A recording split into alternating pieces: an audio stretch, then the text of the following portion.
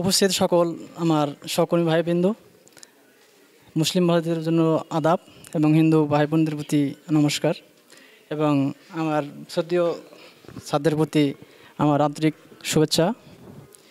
আসলে আমার বাড়ি হচ্ছে রংপুর মিঠাপুকুর থানা। আমি চাকরি করি একটা এনজিওতে। তো এনজিও চাকরি করতে যখন আমি কুমিল্লা ছিলাম, ওনার ভিডিও দেখছি, স্যারের ভিডিও যখন দেখছি আমি ফেসবুকে, তখন দেখার পর আমি মনে করলাম যে সিটি যে আমি দেখছি যাওয়া আসা করতে আমি অনেক সাইনবোর্ডটা দেখছি। তো এতে আমার খুবই আগ্রহ হয়েছিল যে এর আগে আমি একটা প্যারামেডিক্যাল ডিপ্লোমা করছিলাম 1 বছরের মেয়াদ 2010 সালে। এটা আসলে ওইটা আমার ভুলে গেছি। এখন নতুন করে যেহেতু কেয়ার গিভিংয়ে খুব সুন্দর একটা ইয়ার্স, এই জন্য আমি এটা করতে চাইছিলাম, পরে করে ফেলছি।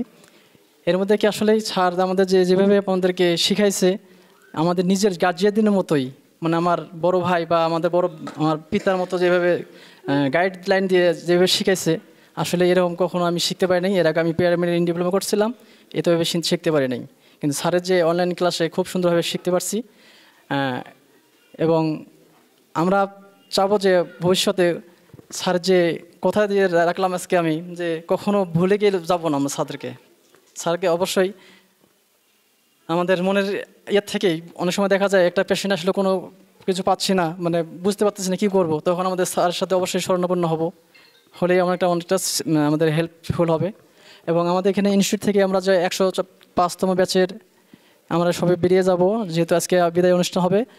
এর মাঝামাঝি আপনাদেরও কোনো বন্ধু বান্ধব বা ভাই বন্ধু থাকে, যদি ভালো মনে করেন তাহলে অবশ্যই কেয়ার গিভিংয়ে ক্লাসটা করালে ভালো হবে। এই বলে আমি আমার বক্তব্য শেষ করছি। নমস্কার।